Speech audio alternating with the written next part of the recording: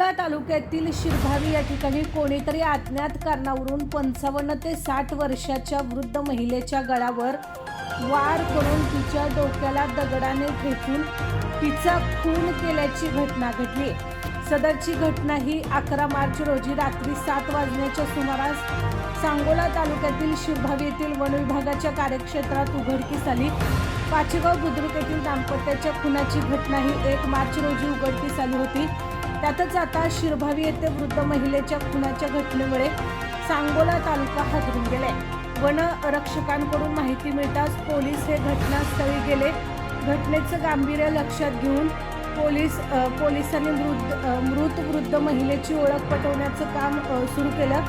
रात्री उशिरा पोलिसांनी मृतदेह शवविच्छेदनासाठी सांगोला ग्रामीण रुग्णालयात पाठवून दिलाय। या घटनेचा अधिक तपास सांगोला पोलिसांकडून सुरू आहे।